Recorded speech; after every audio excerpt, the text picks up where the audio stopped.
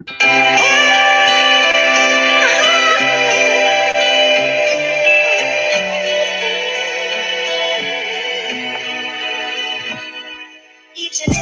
and every night, each and every day, for freedom I'ma fight, and each and every way. Each and every night, each and every day, for freedom I'ma fight, and each and every way. Each and every night, each and every day, for freedom I'ma fight, and each and every way. Each and every night, each and every day, for freedom I'ma fight, and each and every way. They killed Martin, he was leading with love. Knocked the Black Panthers off the map, you know they couldn't see us with guns. Freddie Hampton in a pool full of blood. So many assassinations in the nation, we on the run. But I won't run no more than a fight in a war. Organize my troops to shoot the truth right through the court. Kicking the door when you lock me out.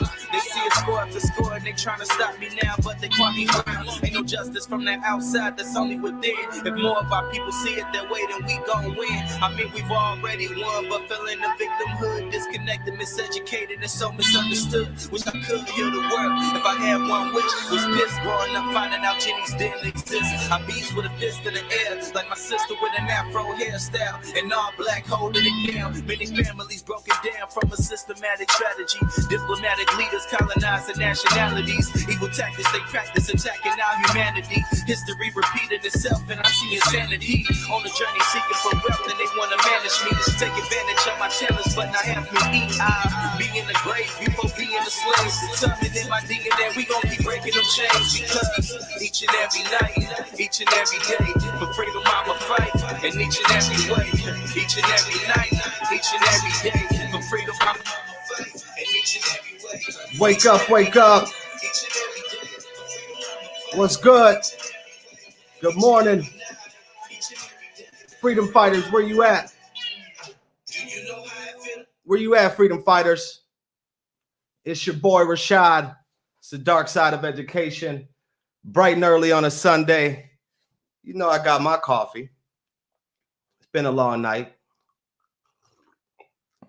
I hope you got your coffee or your tea or whatever you need to get fired up. Wake up. It's Sunday, y'all. Beginning of the week, I would say. Some people feel like we wrapping up the weekend, but let's get this week cracking. Been a lot going on with education in Minnesota. Lots to talk about. And today's actually, I brought a couple of phenomenal women onto the show today who agreed to come on, talk about the work that they're leading. So that's going to be lovely.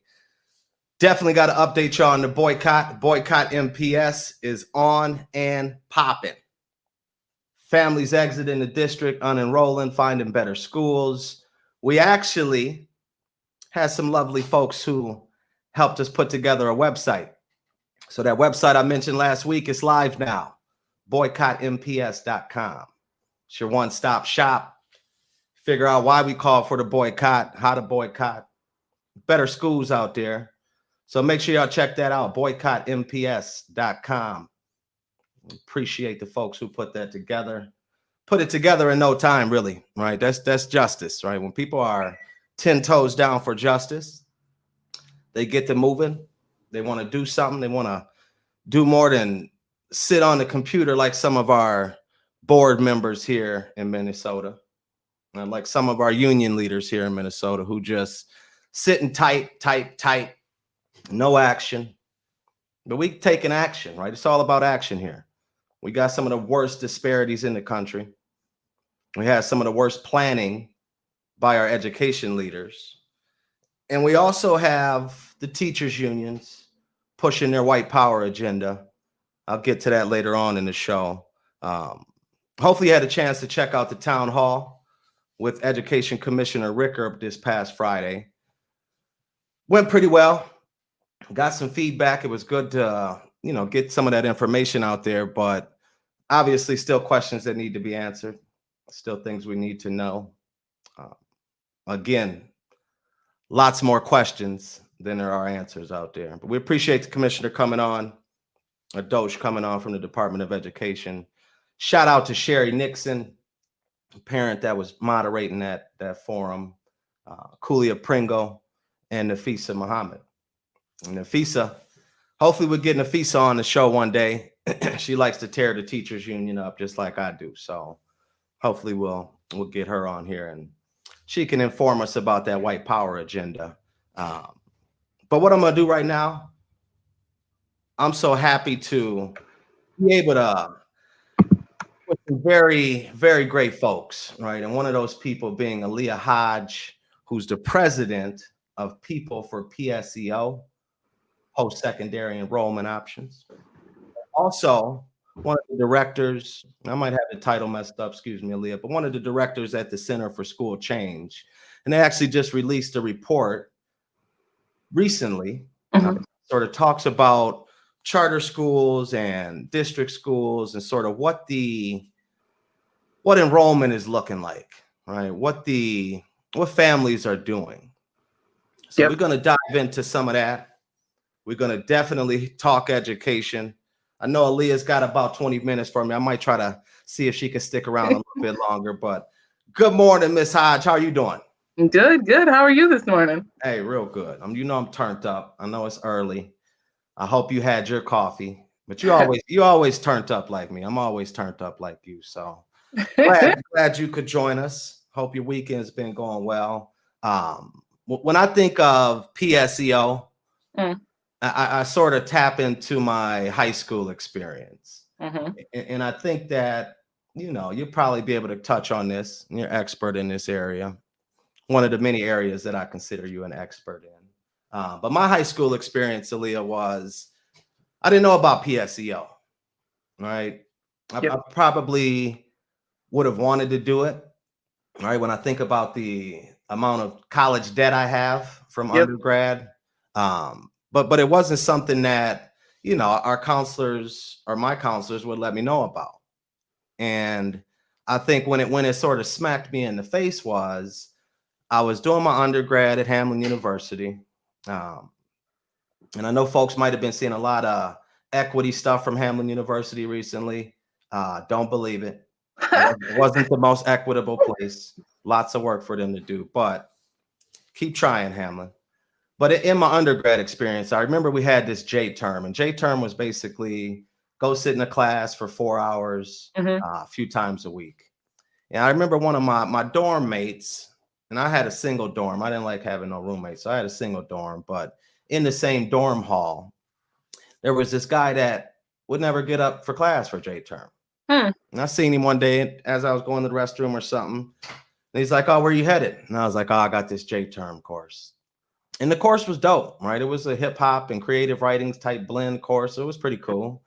But I said, why are you still in your pajamas? And he said, "Oh, well, I've got, 2 semesters, 3 semesters worth of credits from when I did PSEO back in high school." Right. And I looked at him and I was just like, I had heard of PSEO. But, can you tell us about PSEO? Tell us why you started People for PSEO. Educate us. Because I think there's a lot of folks with an information gap when it comes to this topic. Absolutely.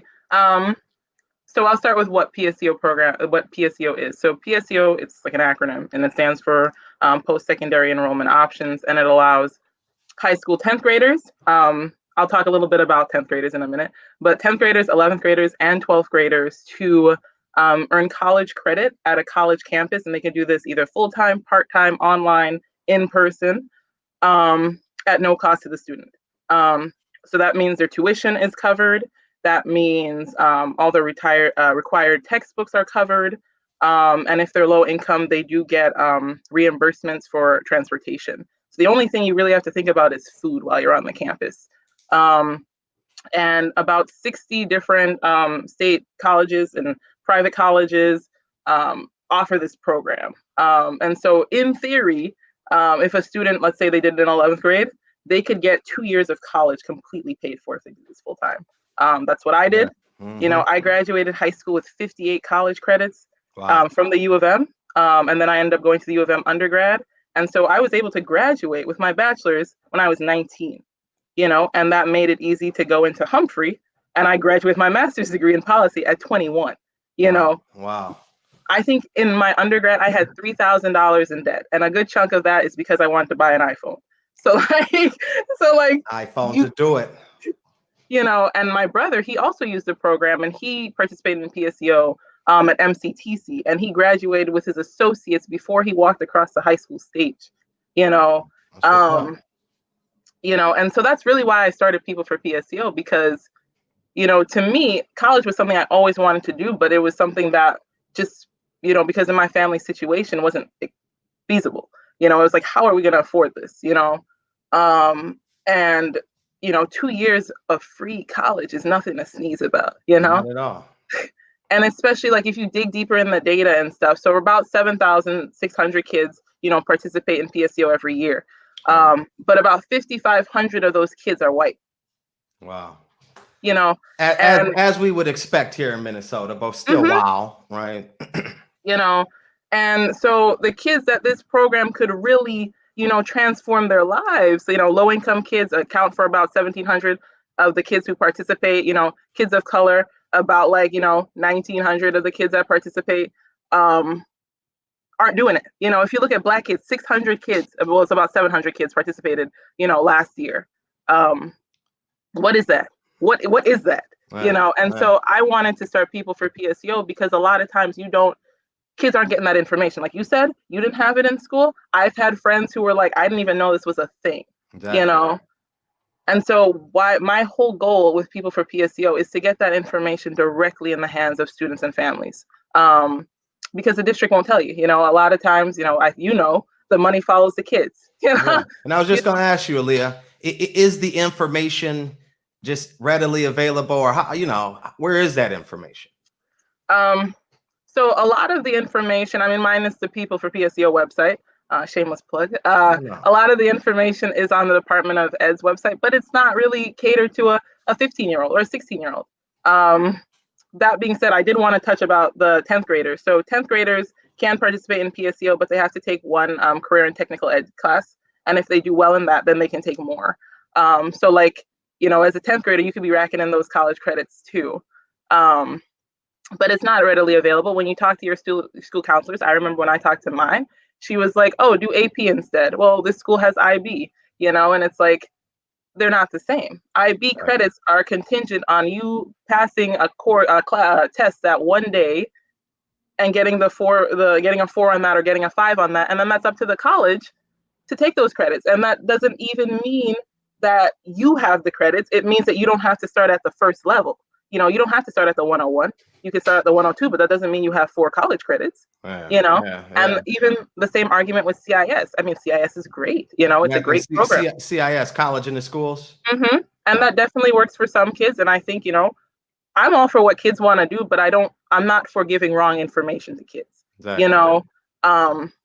At the end of the day, schools won't have the amount of coursework in CIS that you could take at the U of M, or you could take at MCTC or Normandale or Dunwoody. You can take, I took Japanese, my brother took weightlifting. That's not a CIS course that you can take in a high school, So I think that is something, there is differences between all of those programs that need to be highlighted, and they shouldn't be all lumped together and those are advanced courses, It's a big difference, right? Especially when you talk about, the dollar amount that we spend, or that, when I think about my middle schooler, Shia, it's like, she's going to for sure do PSEO because I can't let her go down the same path of just thinking, well, we got to get into this 4-year school, rack up all of this debt, as if there are no other options. Exactly. Right. When we have this option with PSEO.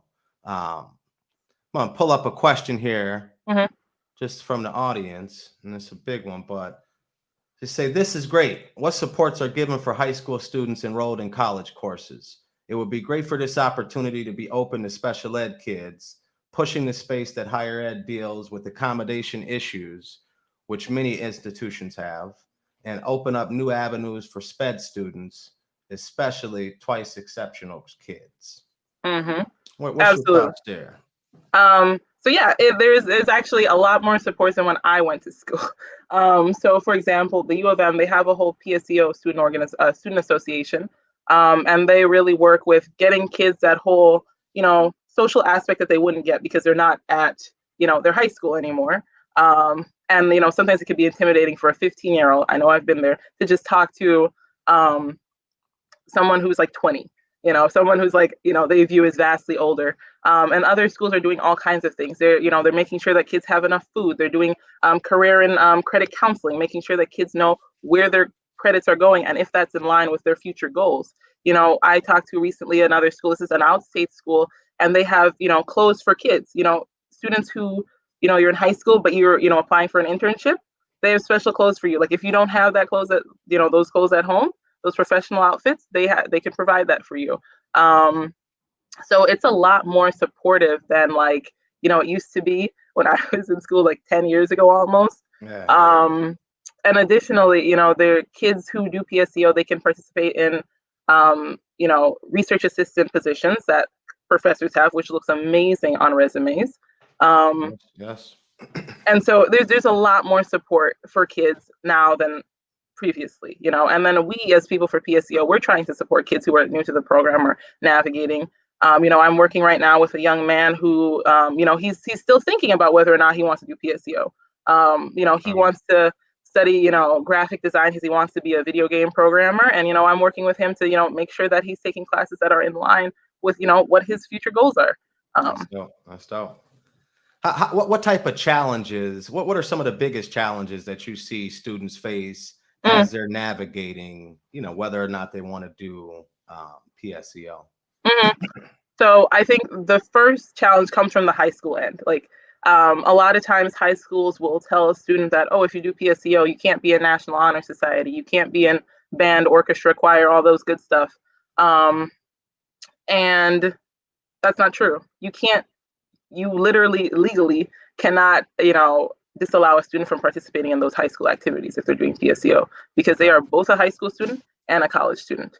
We've had schools that say, well, it happened to me, well, you're a PSEO student, so you don't have access to our computers. That's not true. Recently, I think a couple of years ago, a law literally had to be passed to tell folks that, like, if you're in high school and you're doing PSEO, you have all the same access to technology, to the school building as any other kid. So that's the high school side with, like, trying to push that, well, you're missing the high school experience, you're missing all these other things. I've talked to many PSEO students, and not one student has ever said that. They've made the high school experience work for them. Yeah.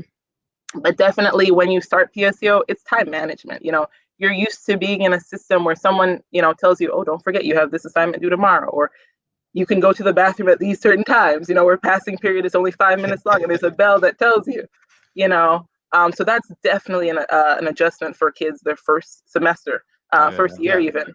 That whole, I'm an adult and I have to be responsible for myself. And I think it's just No, go ahead. I'm sorry. And I was gonna say, and then also it's just the balancing. There are some students who are still invested in their high school sports, and then there's just figuring out, when do I do that in addition to my college coursework. Got you. What can parents do, or what advice would you have for parents, right? Because even I'm going to have questions for you as Shia continues to progress through her K-12 experience. But what advice would you have for parents, just helping their children navigate this process, information they could get, anything you would share with us, parents? You're going to have to be ready to push for your kids and fight for your kids, because the district won't just give it to you. The information won't just be provided. Like I said, every kid that does PSEO, they lose some money. That's some districts, are against it, and some are welcoming to PSEO.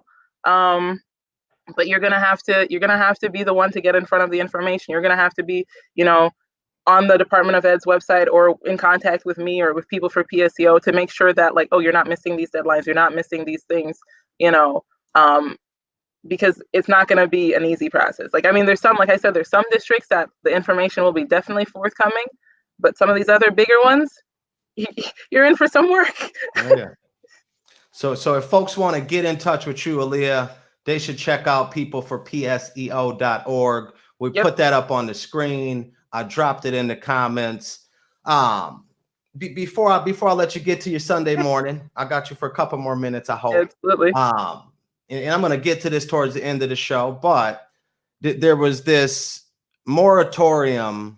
There's been this moratorium pushed by the teachers union, specifically St. Paul Federation of Educators. We don't got time to go through the whole report, but Center for School Change did a heck of a report. Lots of details in there. What were some of the highlights that you found in your research, Aaliyah? Mm-hmm. Well, I think, the number one thing that I can, point to is the growing charter enrollment in both, Minneapolis charter schools as well as St. Paul charter schools, and the declining, enrollment in the traditional district, Minneapolis public school and St. Paul public schools, and especially when you break those numbers up further and you look at obviously statewide averages, and then you break it into the districts. So if you look at statewide averages, charters do enroll higher numbers of low-income students, students of color, students who are learning English, as a second, third, or fourth language, and those trends are also seen, in Minneapolis public schools. And in St. Paul public schools, you can see that, the number of low-income students and the number of, students of color on the district level have actually declined, Yeah. So, it's always interesting to me when there's talks about moratoriums and things like that. It's always like, where is parent voice? How do we as a society value parents and their choices? At the end of the day, the district doesn't have children. Parents choose to send their kids there. Exactly. And, the district, I don't remember the district hearing anyone for 9 months, So it's always interesting to me when you get into these arguments about, well, some choices are valid, some aren't. I mean, I don't remember anyone having anything when there was a mass exodus of families who went to private schools. I don't remember this as a pushback. When we talk about charters, we don't look at we looked at how many parents are open enrolling into other neighboring districts. Off the top of my head, I know it's about 5,000 at least last year in Minneapolis, and I'm sure St. Paul has similar numbers. Oh, yeah. Why don't we talk about that? I don't know. It's always interesting to me because I feel like, what is the onus? We're asking the wrong questions. Yeah. It's like, it is so easy to deflect blame than to accept responsibility. Like, what are you doing as a district, or what are you not doing that is causing students to leave? I think in that article they mentioned, I think it's Mung College Academy or Mung College Prep. Yeah. How many times, I don't know the superintendent of St. Paul, but how many times would you guess he's walked into that school and said, hey, I see what you're doing with Hmong students in math and reading. How can we strengthen our program? I doubt he's ever asked that, Doubt it. Or like, I see the rising enrollment. What are you doing to attract Hmong students? Or if other schools are attracting Latino students or Black kids, what are you doing to keep them? There's no conversation about that. Why is it constantly the onus is on the parents to send their kids to a system that's not working for them? Don't make no sense, right? It makes absolutely no sense, especially when that system has nothing in it to change. There's no force that's saying, okay, you guys be better, Yeah. I heard the Commissioner Ricker on Friday during the town hall. She mentioned schools needing to be creative, right? I think I wrote down her saying creative or creativity 4 or 5 times throughout that town hall. And it's like, when we think about, the current state of education with how things have been looking with back to school stuff, it's like there was no creativity, right? And I'm thankful that, our daughter's school was able to be creative. They're able to go get some in-person learning as part of their hybrid model.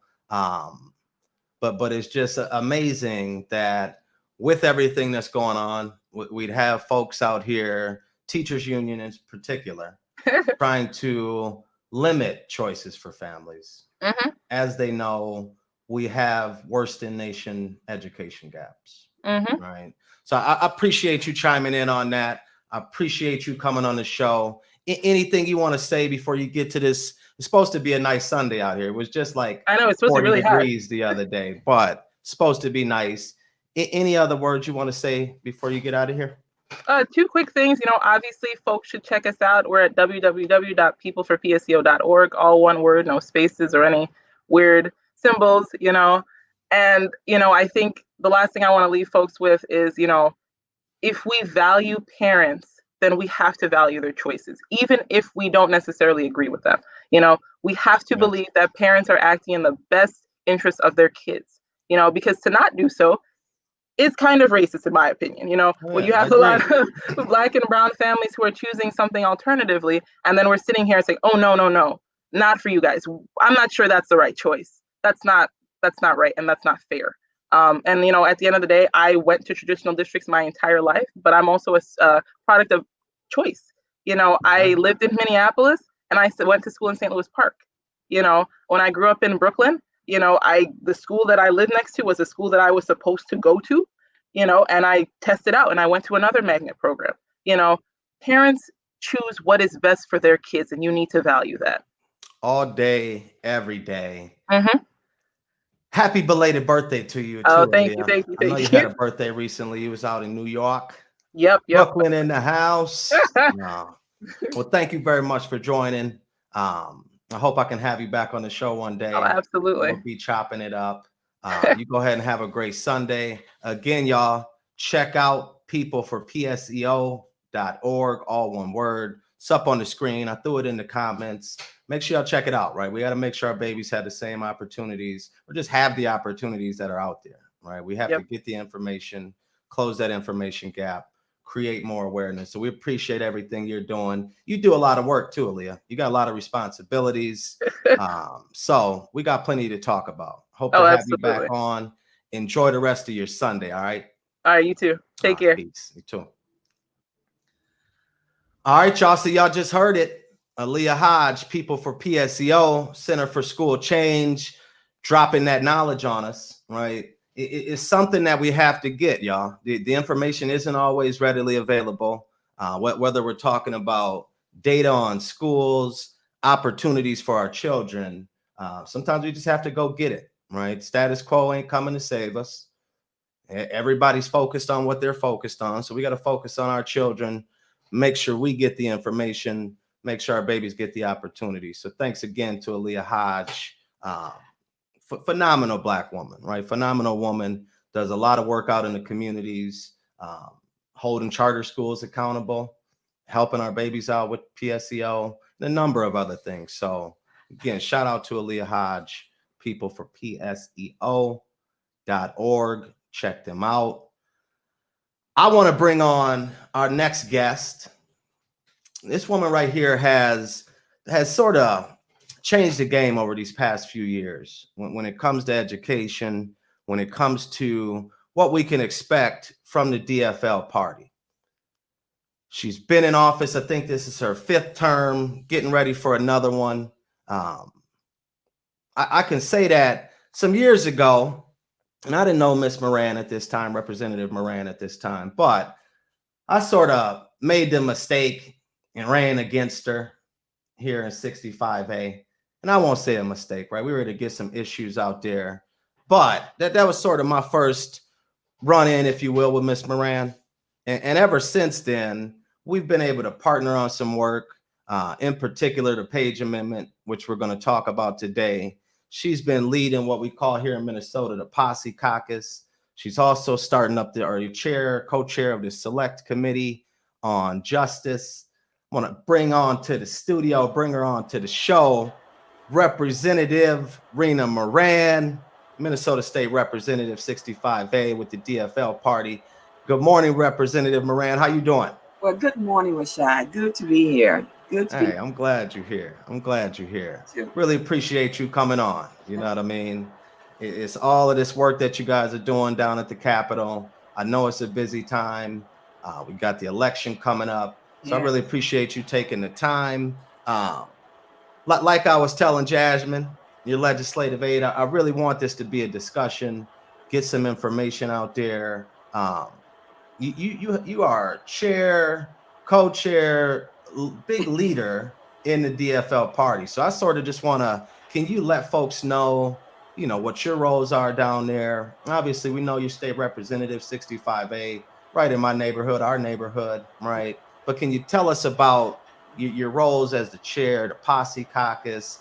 Just lay it on us thick like peanut butter, will you, Representative Moran? All right, Rashad. It is good to be here, and thank you so much for the invitation. When you and it has been truly busy at the Capitol. Session seems to continue to go on and on and on. It's a campaign year. We're trying to get this subcommittee together on racial justice. We declare racism as a healthcare crisis. It has been busy, but I tell you, when you sent me the request to be on this show, And immediately Jazzy sent it over to me. I'm like, yeah, let's do this. Let's do it. Absolutely. That's what's up. That's I'm what's on up. there. Absolutely. And Appreciate it. so for those who don't know anything about 65-8, that's the historical Rondo community, Frogtown, the Midway. They also include a little part of the North End and Cathedral Hill. And yes, I am the chair of the Health and Human Service Policy Committee, which is one of the biggest committees in the state legislature next to education. I was so happy to be able to hop on and hear some Aaliyah Hodges, people for PSEO, and learn about her, learn about the organization and the work they do. I'm going to go back and do my homework after this and check out the website, right? Because this is about all of us, and we need to all be a part of making sure that our kids are getting a great education, and parents have the choice to choose what is best for their kids. Yes, ma'am.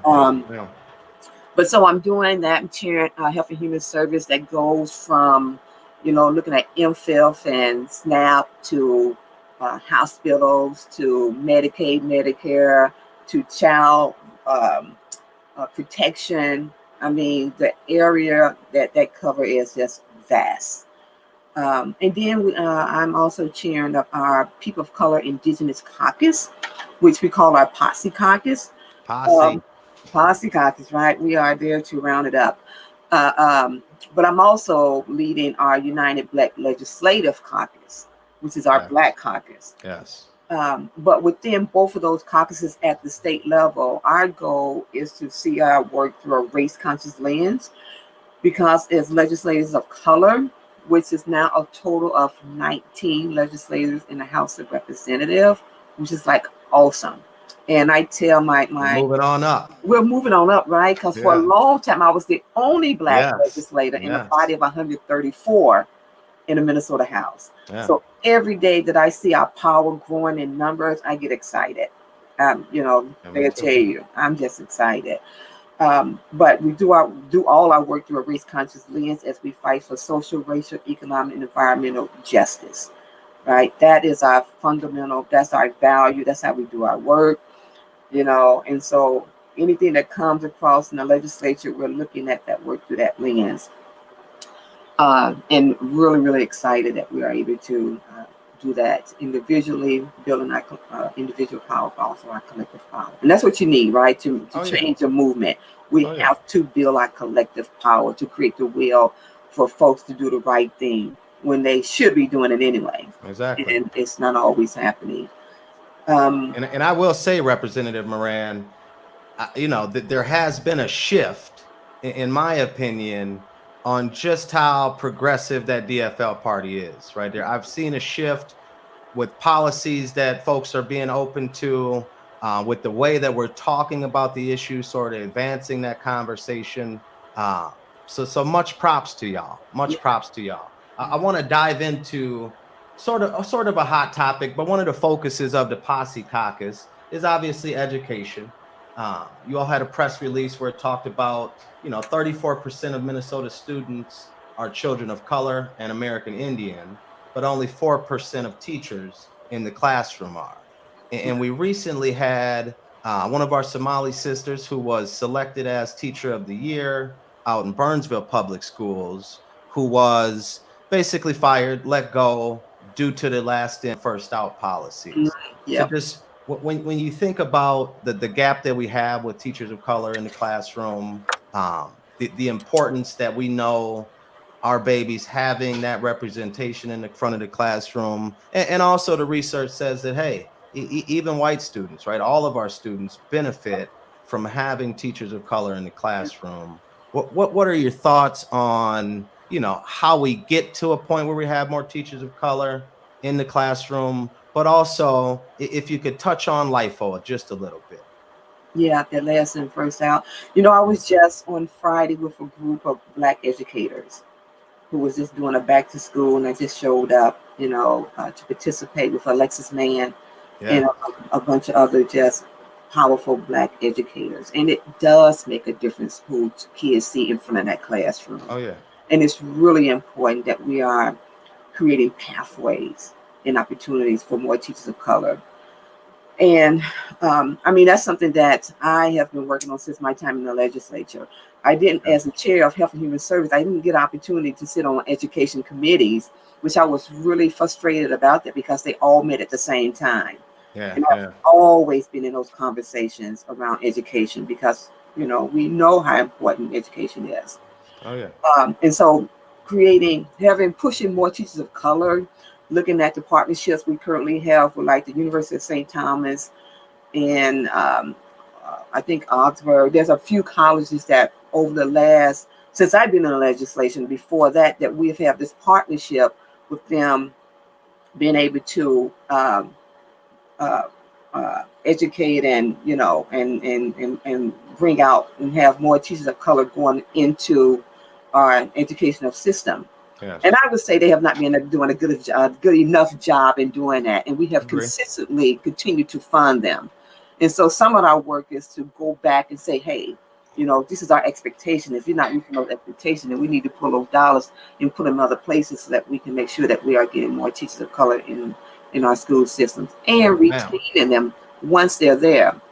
That's the other big part. We have to make sure that we're retaining our teachers of color. So over the last few years, we created a tier process because we know usually those individuals, our men and women who are in our education, who are in our school systems, are usually in those roles in the secondary role, right? They're not the teachers in front of the classrooms. The paras and the EAs and the TAs. That's right, right? And they're dealing with the kids and when they are like in trouble or being disruptive. And that should not be the only place where we see teachers.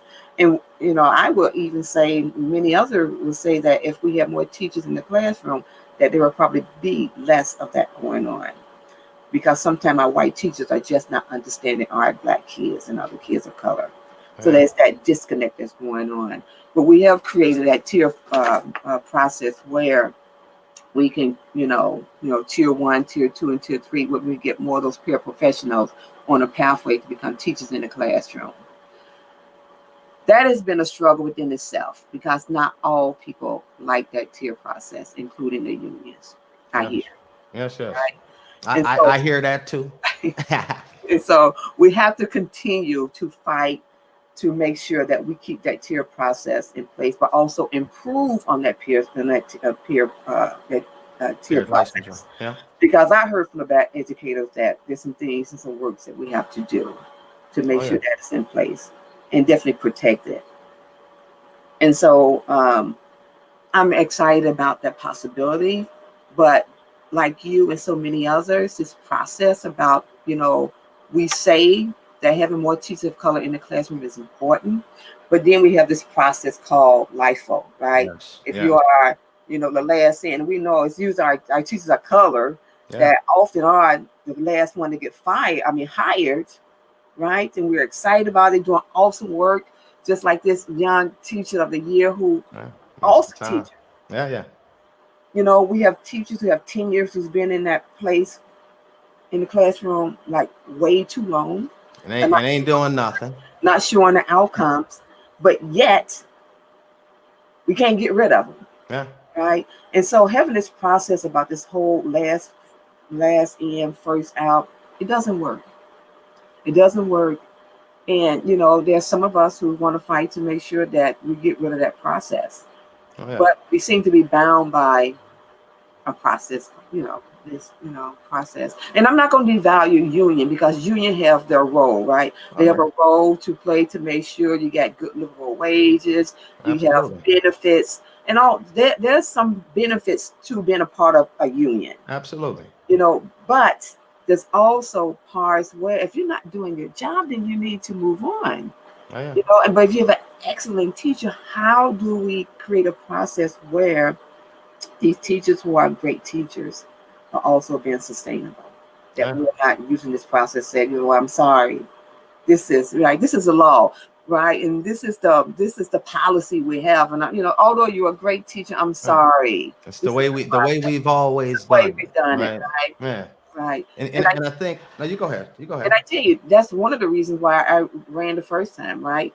moving into the Rondo community, learning about what happened with the Rondo community with 94, coming in and disrupting the economic, the foundation of the Black community. Yes. Right. Then we got the light rail that's coming on. Then you start to say, hey, this can happen again to us. Right. And so you start organizing people in your community. And I know my little part as a mother, that's my biggest role as being a mother and now a grandmother. Congratulations. Right. I want to see equitable outcomes for my kids, my grandkids. And if I'm so lucky to be around long enough for my great grandkids, right? Oh yeah. It's that, but folks would say to us, be like, Rena, we like you, we understand your passion, we like your passion, but you know what? This is the law. I'm like, well, the law is wrong. The law is not right. The law is not fair. The law is not just. Right? And so when the law is not fair and just, we get to be at the table to make sure that we are creating laws and policies and practices that are fair and just. And it's going to represent all of us and not just some of us. That's right. And I think at the state level, it's sort of how can we protect teachers of color, right? That's right. So I know there's going to be some work around that. At the local level, parents and teachers are collaborating right now to sort of put together some campaigns to change that policy at the local level, right? So I think it's, protections at the state level, which is something you all can deal with. And then, at the local level, teachers and parents sort of banding together to really say, hey, we have to do what's best for our children, right? We know that in Minnesota, we've got worst in nation education gaps. We know that a lot of the policies that are in place lead to, or sort of, I would say, are aligned with our Constitution that says adequate and uniform system of schools, right? Which brings me to, an effort you and I are working on. You're leading at the Capitol, Minnesota Parent Union leading out in the community, along with the Federal Reserve, along with Our Children, several other organizations. But that's the Page Amendment, right? And just so folks, the audience knows, the Page Amendment is about a constitutional amendment to make quality education a right for our children. Our current Constitution reads adequate and uniform system of schools. And I think that although that, that might not be language that we're using every day in my hood, but I think when folks, hear that, and then they think about distance learning last spring, they think about distance learning now, if they're in Minneapolis Public Schools, St. Paul Public Schools, other districts that are doing full-time distance learning, and they start to question whether or not this adequate and uniform system of schools is actually what we need. And you stepped up, Rena, Representative Moran. I always say Representative Moran. That's right. I know I can say Miss Rena if I want to, but much love and respect, Representative Moran. You stepped up and really became a champion, along with other representatives and senators, but you really became a champion of the Page Amendment. Can you talk about, why you feel our children deserve to have a right to quality education, and just tell us a little bit about your role in being a champion for the Page Amendment, please. Yeah, well, Rashad, you just said it, right? We have some of the worst educational disparities right here in Minnesota. Now, somewhere else, and when we talk about how well kids are doing, to me, I get a little upset about it because not all our kids are. And you can't dismiss the ones who are falling through the holes that looks like me. Right? That is not okay. And so when I heard about, I met with, Paige and I met with them, and as they begin to describe to me, their language for a constitutional amendment and what the current language is, so I just want to say to people right now, you said, oh, she just learned about it. Let me tell you something. The work that we do at the Capitol is vast and long and hard, and we do a lot of work. But legislators do not know everything. That's why you are so important. That is why it's important for you to show up and begin to educate us and inform us and tell us what we need to do. And so they did that. They showed up and we met, and I was appalled. I mean, I was like really appalled that we have an adequate system. That's what we expect, to give our kids an adequate system and a uniform system. And, you know, I couldn't agree with a uniform system either, because kids learn in so many different ways. Exactly. And we need to be creative. We need to be innovative. We need to find ways to reach kids, to teach kids so that they can be the best that they can be. So the fact that we wanted an adequate system that came out of our Constitution, that was created back in the 1800s, and we all know what's going on in the 1800s, didn't sit right for me. Yeah. And so when they, you know, shared that with me, I could do nothing but say, I want to be the chief author of that bill. I want to fight for this constitutional amendment. And we appreciate you. And so I just stepped right in and said, you know what, say no more. Let's do this. Let's work towards a constitutional amendment that is not asking for an adequate system, but also hold us at the state level accountable for whether or not our kids are learning. Exactly. I mean, it's really shifting the focus away from the system and putting it on our children. That's right? That's right. Which seems, you know, like a no-brainer to you and I and several other people, but we both know that there are folks who, you know, sort of get into the weeds, or they think that, you know, the Page Amendment, it isn't, you know, all that it's chopped up to be, right? Well, I would say our current Constitution is not all what it's chopped up to be. Yeah. You know? We got to do better, right? Got to do better. You know, good enough, as they were saying, isn't good enough. Exactly. It's not good enough for Minnesota anymore. It's not good enough for our kids anymore. And it's one of those things, right? It's the Page Amendment isn't the end all be all to all of our problems here in Minnesota, right? I mean, but it is that catalyst for change. And, you know, something you said a couple of minutes ago, I see the Page Amendment as the catalyst for change, but then you combine that or couple that with parents and families, students showing up to use their voices to really push that power at the Capitol, right? And I'll admit, not everyone is going to be as open as Representative Moran and some other folks are, right? But we have to do a better job in the community to make sure we're showing up, make sure that our voices are heard.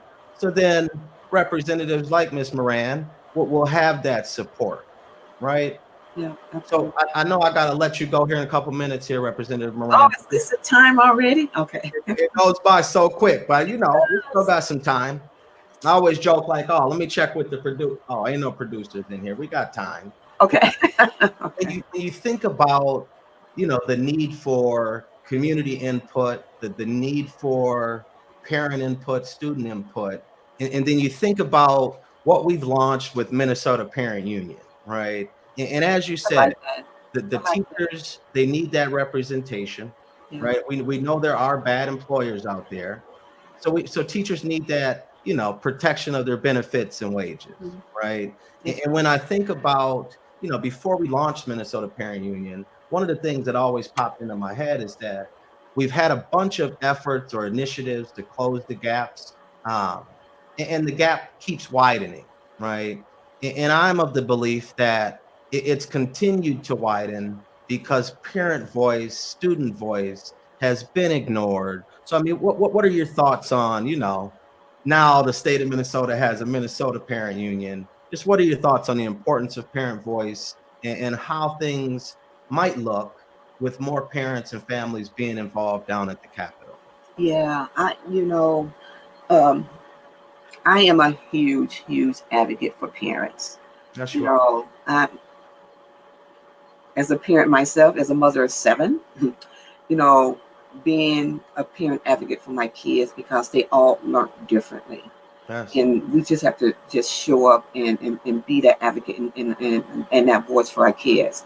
And I do understand that that's it's hard because we see it now in distant learning, right? And it's often, you know, we have a school system that doesn't seem to welcome parents, engage parents, especially parents of color, Black parents. Yeah. And so sometimes we feel like there's nothing we can do because they have all the power. And right, when we just want to go along with them because we believe they're doing what's in the best interest of our kids. And maybe that is true sometimes, but not all the time. And the best person to know what's in the best interest of their children is a parent themselves. Yes. So parents being a part of advocating what you want for your kids is so needed. And it's definitely needed at the state level when we have such diverse mindsets at the state level. Yeah. And I'm really excited, Rashad, that you shared with me that parents and teachers at the local level are working together. Yeah.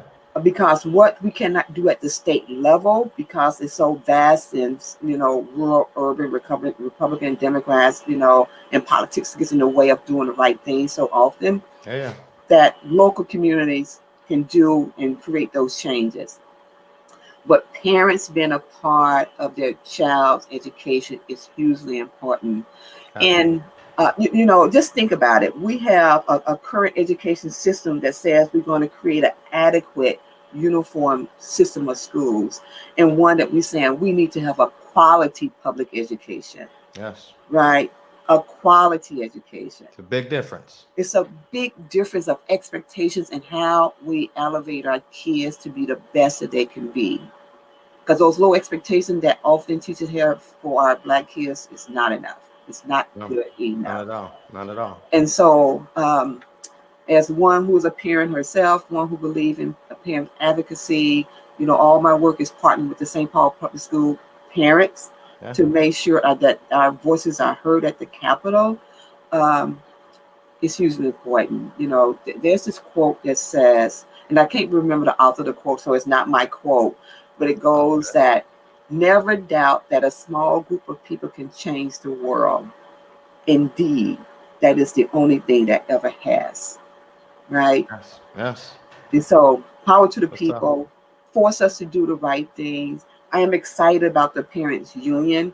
You know, it's so ironic, right? Because you got the teachers union, the parent union. Yeah. Okay, let's build that power for that parent union. And so I just want to say to you, Rashad, I just want to say thank you for your advocacy around education. You know, I want to be a partner within the parent unions. Absolutely. You know, I know our distrust of government is real. Sometimes I'm mad at government, right? And I'm upset, you know, butting heads with government because we know that history that is there. But I want to be a partner. I am so glad to know the work that you're doing because I don't know what 2021 is going to mean for us because we're going to be in a huge deficit come 2021. But what I do know and what I don't want to see is that our kids and our parents' voices and decision making is left out of the process about how we move forward. Amen. Right? And that when we begin cutting, the cut is going to be on the back of us. I don't want that to happen. No. And so I'm looking forward to bringing your voices to the Capitol to help us do the right thing at the Capitol. That's what's up. That's what's up. State Representative District 65A, Miss Rena Moran, thank you very much for coming on today. Absolutely. It's been lovely to work with you. Lovely to really see your growth over the years and really stepping into that leadership role, pushing the system. I'm getting text messages, folks shouting you out. So you got a lot of fans out here, a lot of folks that are ready to step up. Provide that support that's needed at the Capitol. So I'm sure we'll be doing a lot of work together. Page amendments, full steam ahead. So we got to get that thing on the ballot, right? So yeah, thank you very much. Hopefully I can have you back on the show sometime. We keep talking education. I know we got Promise Neighborhood to talk about, all types of stuff to talk about. Well, let's do that, Rashad, because I think, you know, often because we're a community that don't, you know, we're so busy with our lives back in the community. But we're making laws that are going to impact your lives, real people's lives.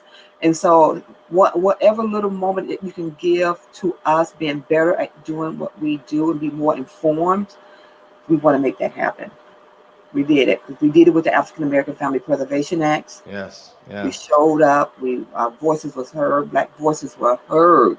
Yes. I've never been so proud to partner with community on an issue that is impacting our life disproportionately, right?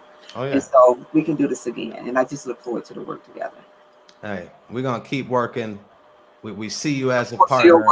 I want to partner with you. We're gonna partner. We're gonna partner. We got work to get done.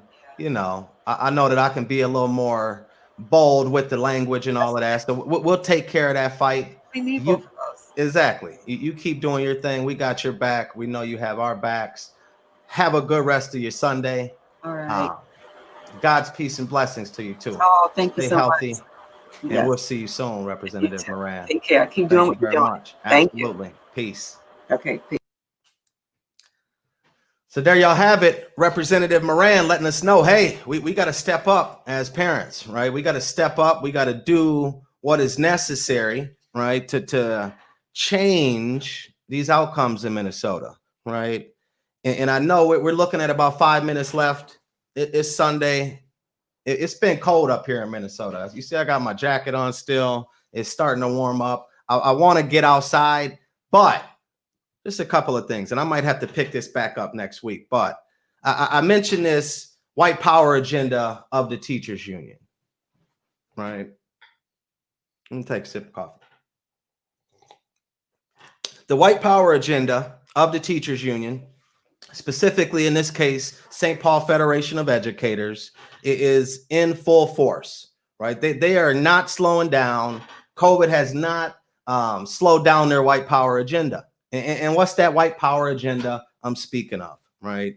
This week, and I don't have the article, I'll try to post it. I'm sure I'll talk about this again next week. But this week, St. Paul Federation of Educators sort of tried to pull a little sly policy move here in St. Paul.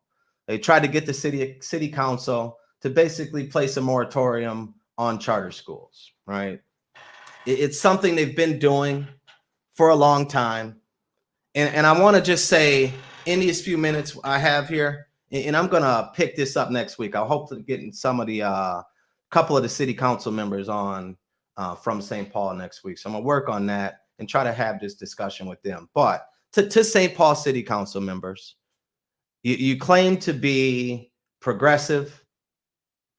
You claim to have the best interest of families in mind, families of color. You claim to be equity minded. So I just want to ask you, when are you going to put the kibosh on the white power agenda of the teachers unions?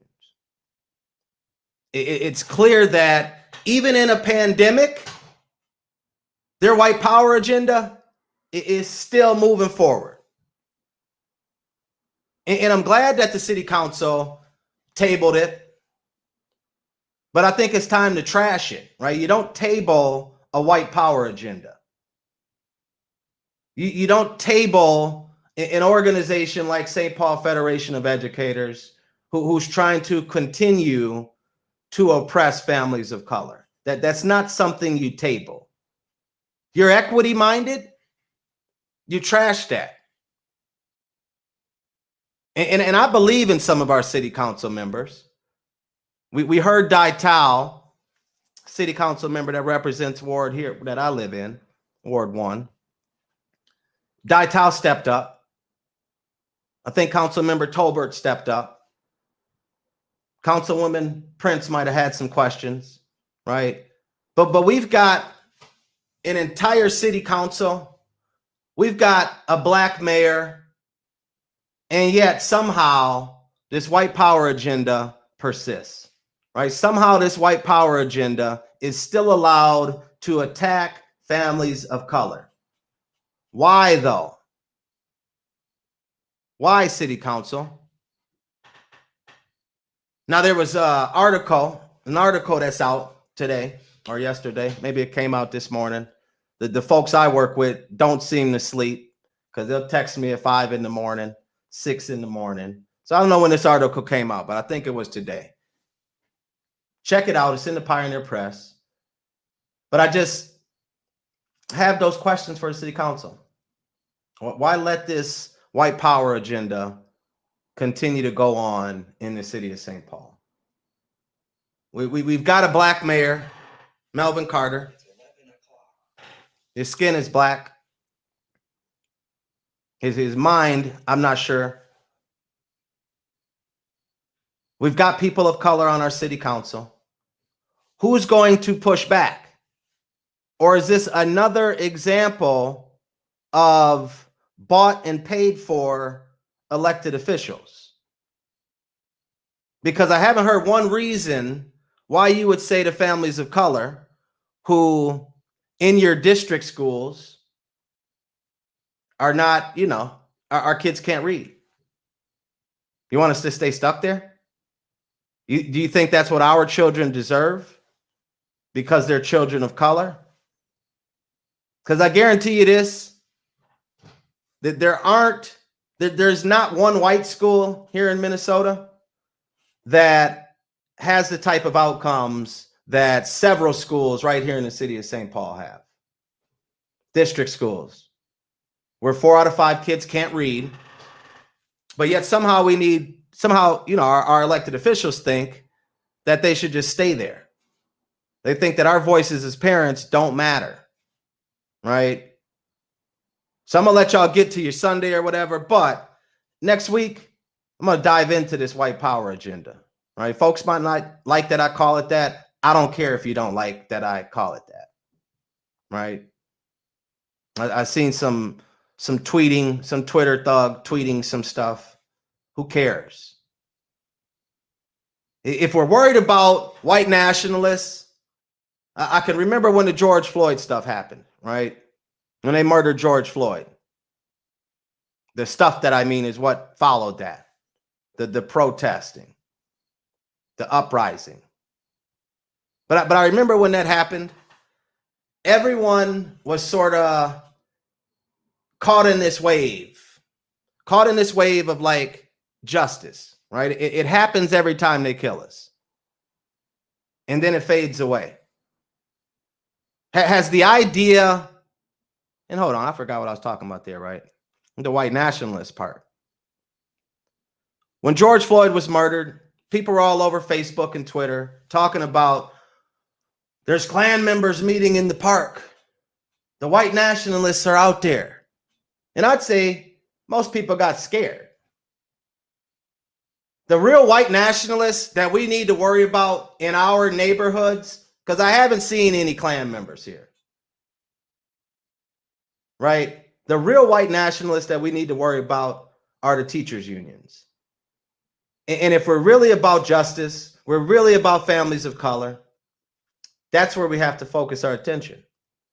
Because whether it's LIFO and just keeping teachers of color out of the classroom, whether it's other policies that create barriers that, leave our kids at the bottom in every category, it's all wrong. So if we're worried about white nationalists, we have to start with the teachers' unions. And that's where I'll pick up next week, right? I'm glad y'all tuned in. It's the dark side of education. We're on Justice for the Cities, Citizen Ed. Appreciate y'all tuning in. Shout out again to Aaliyah Hodge, people for PSEO, Representative Rena Moran from 65A. I hope y'all were able to get some knowledge, some input from them. But I want to pick up on this white power agenda next week. Thank y'all for tuning in. I'm seeing some folks from California, seeing some folks from the East Coast. Appreciate y'all. I know it's early in Cali because I know my guy Al Fan, he's out in Cali now. I know he ain't up and moving around right now. It's too early. But y'all got up, so I appreciate y'all. As usual, quality is a must. Failure's not an option, y'all. If we don't do it as parents, as families, it ain't going to happen, right? Status quo ain't coming to save us. It's not happening. So I'll catch y'all next week, Sunday, 10 a.m., Dark Side of Education. God's peace and blessings to everyone. It's been one. Appreciate y'all.